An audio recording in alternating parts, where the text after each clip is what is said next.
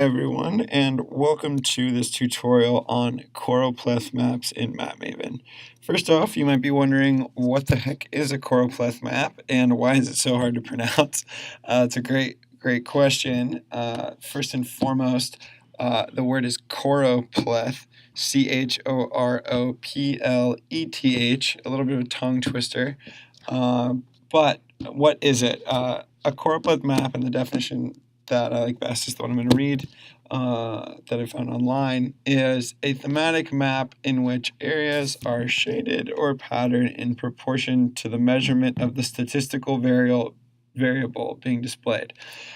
So really, it allows you to take a data set and color coordinate it across a particular metric so that you can see differences in that metric represented with color. An example would be population density or per capita income. In this case, it is the height of streetlights.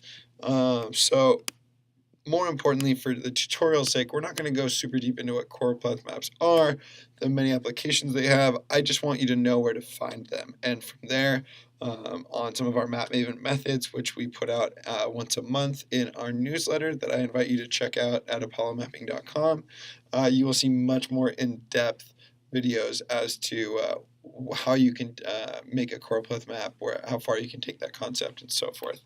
But with this layer, really, again, I just want to show you where you can find that.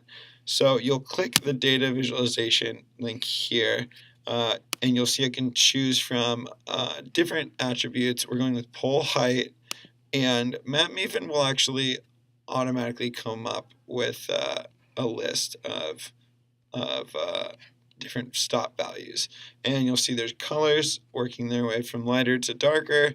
You can manipulate that a little bit if you'd like, but really the point is anything between this and this, this and this, and so forth will be that respective color.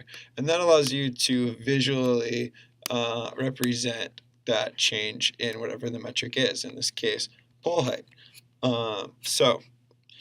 That's obviously a very brief overview, and I look forward to doing a much more detailed Choropleth map for one of our upcoming Map Maven methods, so stay tuned for that. But now you know how to find it here in the Data Visualization tab, and of course change the colors for each section of value that you want to be represented with a particular color. Thanks.